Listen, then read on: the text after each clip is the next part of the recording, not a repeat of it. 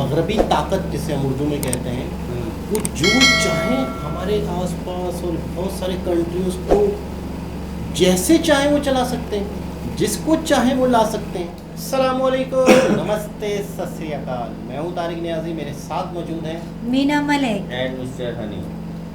Mister Honey ji. तो चलते हैं वीडियो की तरफ। तो वीडियो का टाइटल है unsure unsure safety of Hindus in Bangladesh. PM Modi direct message to Mohammad Yunus. ये मेरे ख्याल में आर्मी चीफ है वहाँ के, डायरेक्ट मैसेज जा या चुका फिर है। तो देखते हैं इस वीडियो को।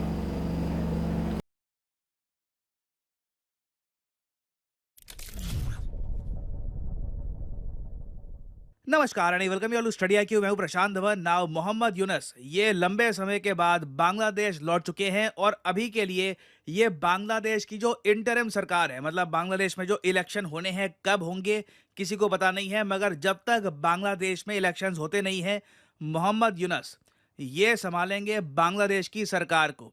और इंडिया में देखो इनको लेकर थोड़ी बहुत चिंता है, बांग्लादेश की नई सरकार को लेकर काफ़ी चिंता है, क्योंकि हिस्ट्री में आप अगर जाओगे ना, मैं आपसे अगर सवाल पूछूं बांग्लादेश को लेकर, क्या आप इमेजिन कर सकते हैं एक टाइम ऐसा था जब इंडिया का सबसे बड़ा कंसर्न था क्रॉस बॉर्डर टेररिज्म। अब यहाँ पे आप कहोगे क्रॉस बॉर्डर टेररिज्म, ये तो हमारा इशू रहता है पाकिस्तान के साथ कि कश्मीर में ये लोग आतंकवादी भेज देते हैं या इंडिया के बाकी इलाकों में भी अटैक करने के लिए काफ़ी बार पाकिस्तान से ही आतंकवादी आते हैं। ये इशू बांग्लादेश के साथ तो कई दशक हो गए देखने को मिला नहीं है।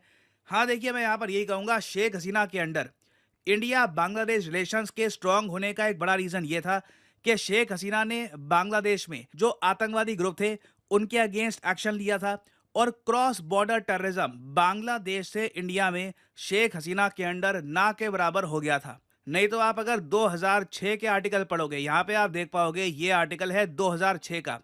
उस वक्त बांग्लादेश की प्रधानमंत्री थी शेख खलीदा जिया। पॉसिबिलिटी है कि ये फिर से बांग्लादेश की पीएम बन जाए, क्योंकि इनकी जो पार्टी है BNP, यही अब मेन पार्टी बची है बांग्लादेश में पावर में। शेख हसीना की पार्टी काफ़ी हद तक डिसमेंटल हो चुकी है और सिंस शेख हसीना खुद बांग्लादेश वापस नहीं आने वाली, तो लगता नहीं है कि शेख हसीना की जो पार्टी है अवामी लीग, ये अच्छा परफॉर्म कर पाएगी।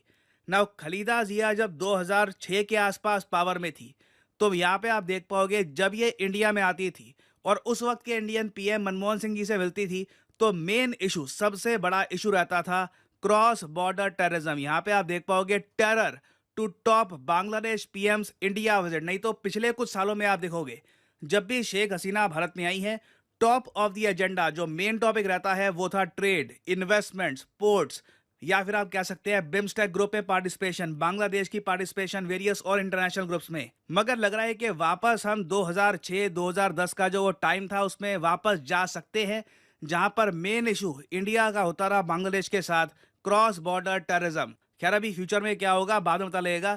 अभी के लिए जो इंटरिम सरकार बन चुकी है बांग्लादेश में, उसको लीड कर रहे हैं मोहम्मद यूनुस। ये देखिए, फ्रांस से कई सालों बाद वापस लौटे हैं बांग्लादेश में।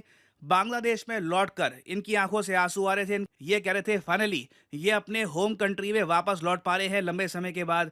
और इंटरेस्टिंग बात देखिए, जब ये बांग्लादेश में वापस लौटे तो बांग्लादेश की जो मिलिट्री है उन्होंने भी इनका यहाँ पर वेलकम किया। अभी भी काफ़ी सारी चीज़ें आप कह लीजिए फ्रॉम द बैक एंड ये बांग्लादेश की मिलिट्री ही संभाल रही है इन बांग्लादेश।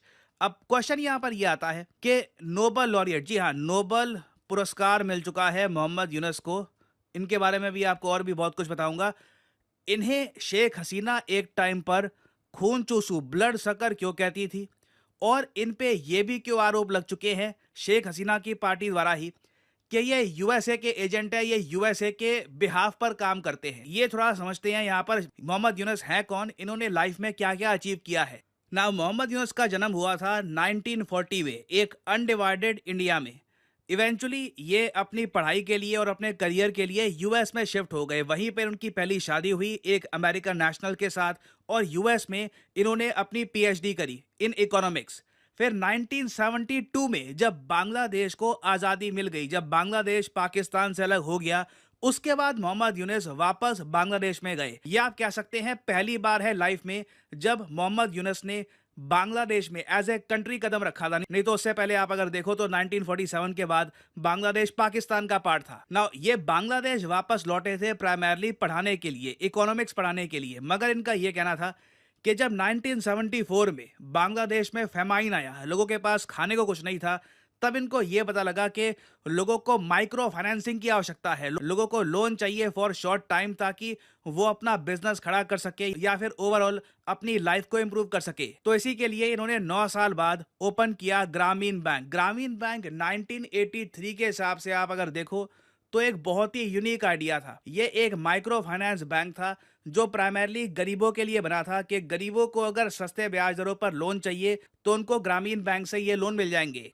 और ग्रामीण बैंक ने काफी हद तक अच्छा काम भी किया। इनिशियली 2006 में ग्रामीण बैंक के काम को देखते ही मोहम्मद यूनुस को नोबेल पीस प्राइज से सम्मानित किया गया। मैं यहाँ पर एक बात बता दूं, इनको नोबेल प्राइज इन इकोनॉमिक्स नहीं मिला था क्योंकि ग्रामीण बैंक एज ए मॉडल इतना ज़्यादा सक्सेसफुल हुआ नहीं था बांग्लादेश में, बट इनका जो एफर्ट था, जो इनके आइडियाज थे, उसको लेकर इन्हें नोबेल प्राइज जो है शांति पुरस्कार, उससे सम्मानित किया गया था। और नोबेल प्राइज मिलते ही 2007 के आसपास मोहम्मद यूनुस ने एक बात बोली। उन्होंने ये कहा कि मैं हो सकता है कि अब एक पॉलिटिकल पार्टी भी ओपन करूं ताकि मैं कल को बांग्लादेश में एक बड़ा बदलाव ला सकूं। उसी दौरान हमने फिर ये भी देखा कि यूएसए की तरफ से इनको बहुत सारे अवार्ड्स मिलने स्टार्ट हो गए। इधर आप देख पाओगे 2006 में इनको मिला नोबेल प्राइज। उसके बाद ये अनाउंस करते हैं कि ये पॉलिटिकल पार्टी बनाना चाहते हैं। हालांकि वो पॉलिटिकल पार्टी कभी बन नहीं पाई, उसका रीजन मैं आपको बताऊंगा।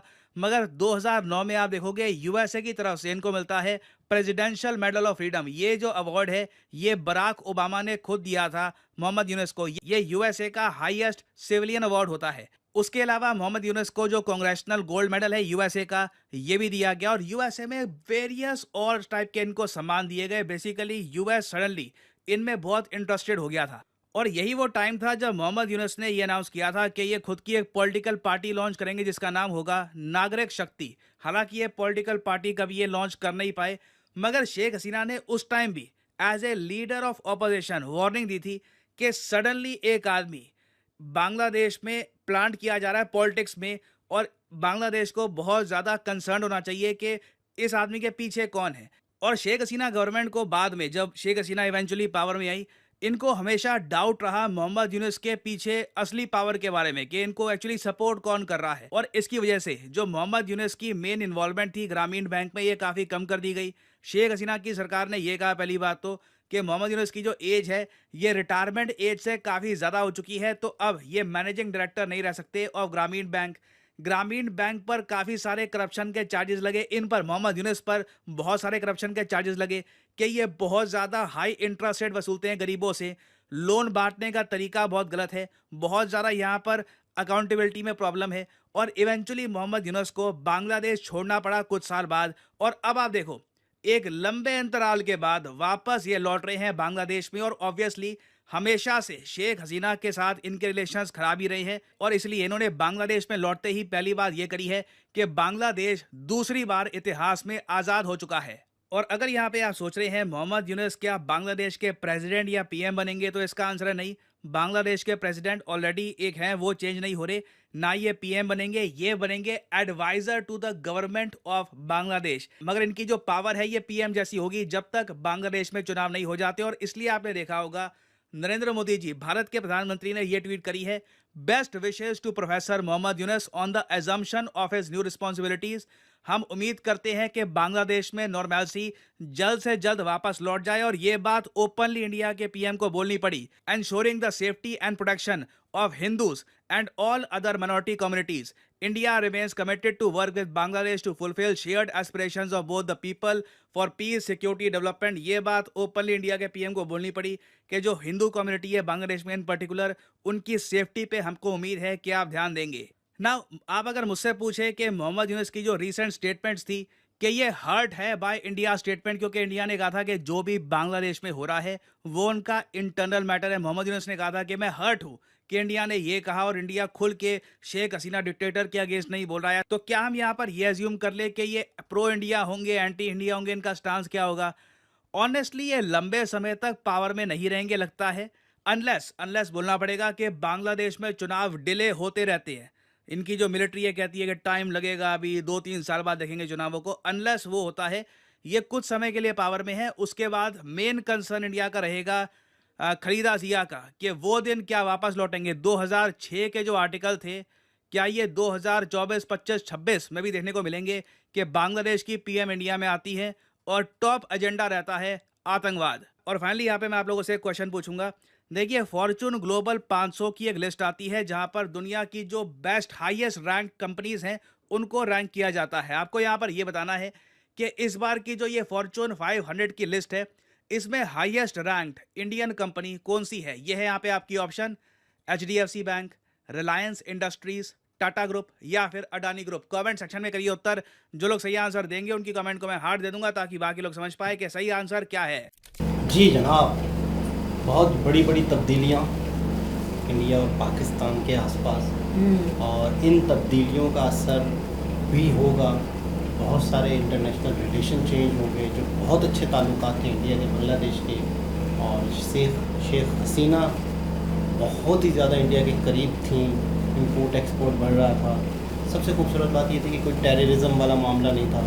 लेकिन अब कह रहे हैं कि खलीदा रियासत जो है, अगर वो आती हैं इन फ्यूचर इलेक्शन के बाद, तो उस दौर में जब ये थी 2006 में, तब भी ये इशू उठता था कि टेररिज्म है। अब दोबारा क्या वो इशू उठेंगे? और अब ये जो मोहम्मद यूनुस है, 100% अमेरिका के प्लांटेड, 100%। ये तो कंफर्म है। अच्छा, मैं एक चीज़ और सोचता हूँ कि इस दुनिया को, इस सारे निज़ाम को, जो हमारे, मैं ख़ास तौर पे थर्ड वर्ल्ड कहूँगा, बल्कि बहुत सारे कंट्रीज़, चाइना भी हो गया, बहुत सारे ऐसे कंट्रीज़ हो गए, इसका मतलब ये है कि जो मगरबी ताकत जिसे हम उर्दू में कहते हैं, वो जो चाहें हमारे आसपास और बहुत सारे कंट्रीज़ को जैसे चाहें वो चला सकते हैं, जिसको चाहें वो ला सकते हैं। इमरान खान वाला मामले में भी यही इशू था ना। इमरान खान कहता था कि पलट दिया। इमरान खान कहता था ना कि एब्सोल्युटली नॉट, जो अमेरिका कहेगा मैं उसे हमेशा ना ही कहूँगा। तो फिर उन्होंने, अमेरिका ने ही कहते हैं कि उसे डब्बे में डाल दिया, किसी भी तरीके से। तो इसका मतलब पलट दिया बिल्कुल। तो इसका मतलब है हमारे जो कंट्रीज़ हैं, या हम हैं, या बांग्लादेश है, या और कंट्रीज़ हैं, इसका मतलब है उनकी अपनी कोई वैल्यू ही नहीं है। अगर इसका मतलब है कि पीछे से, अच्छा, मोहम्मद यूनुस को तो तैयार किया जा रहा था, उसे नोबेल प्राइज, अच्छा, दुनिया में वो एक बेहतरीन शख्सियत नज़र आते जा रहे थे। और वो यूँ समझ लो कि एक होता है ना कि एक बेटा होता है, या कोई ऐसा होता है कि इसे खिलाया जाता है कि तूने कल को काम करना है मेरा, जैसे मैंने कहना है। जिस तरह ये बता रहे हैं, तो इस तरह तो यही दिख रहा है, जो हम बता रहे कि तैयार करके, लेकिन हम फिर भी ये कहते हैं कि चलो, हो सकता है कि हम गलत हो जाएं। आप अच्छे तरीके से किरदार निभा लो, अच्छे तरीके से चला लो, कि हमें दुनिया को, हमें भी दिखना चाहिए, पूरी दुनिया को दिखना चाहिए, पूरे भारत को भी देखना चाहिए। भारत ने उनका ये कहा है कि जैसे कि ये एडवाइजर हो सकते हैं ना अभी, मतलब उनको, लेकिन प्राइम मिनिस्टर की हैसियत रखेंगे, बताए ना, एडवाइजर, अल्फाजों में। इतना लंबे अरसे तक मतलब नहीं चल सकते, क्योंकि एज डिस्टेंस भी होता है, क्योंकि अभी एज डिस्टेंस भी इनका काफी 70 तो लगी रही थी मुझे। लेकिन एक मसला और है कि इतनी जल्दी इलेक्शन नहीं होने वाले। नहीं, इतनी जल्दी हालात अभी सुधरेंगे। तो ये नरेंद्र मोदी जी ने ट्वीट भी किया, अपने मुल्क के साथ साथ आसपास लोगों के भी मुल्क देखने पड़ते हैं। ये मुल्क चलाना आसान बात नहीं होता है। तो मैं तो ये कहती हूँ कि चलो, आसपास के अगर आप लोग मुल्क नहीं भी देखते हो, अपना ही मुल्क सुधार लो, अपना ही मुल्क अच्छा चला लो, अपने मुल्क की आवाम को ही खुशियाँ दे दो। ये जिस तरीके से माहौल चल रहा है, इस तरीके से तो हमें कुछ और ही नज़र आ रहा है। मतलब कि क्योंकि शेख हसीना जब तक यहाँ की पीएम थी, उस वक्त तक वो नहीं आए। मतलब जाते ही और एक क्रॉसिंग लगती है, और फ्रांस से डायरेक्ट आना, तो ये बहुत बड़ा, मैं कहता हूँ कि अंधा भी सब देख रहा है। इतनी बड़ी मिसाल है कि अंधे को भी सब दिख रहा है। अब हालात आगे किस तरफ जाते हैं, वक्त के साथ साथ खबरें आती रहेंगी, बिल्कुल। लेकिन उम्मीद रखते हैं कि बांग्लादेश के हालात बेहतर हों, चाहे कुछ भी हो। नुकसान तो एक आम इंसान का ही हो रहा है। बिल्कुल, बांग्लादेश के हालात अगर बेहतर हो गए तो इंडिया के भी और पाकिस्तान के भी सेट जुड़े होते हैं आपस में। अगर पाकिस्तान के हालात में कुछ मसला होता है तो भारत के और बांग्लादेश के हालात में बहुत फ़र्क, क्योंकि हम एक तीनों एक सिरे में एक- फंस एक- और गए। आसपास और join भी है। भूटान भी है, हाँ। फिर बहुत सारी चीज़ें हैं जिससे असर पड़ता है। खैर, बहुत बहरहाल असर पड़ता है। कि एक उम्मीद करेंगे कि आने वाला वक्त बेहतर हो। दोबारा किसी और वीडियो के साथ आपसे मुलाकात होती है, जब तक के लिए अल्लाह अल्लाह हाफ़िज़। हाफ़िज़।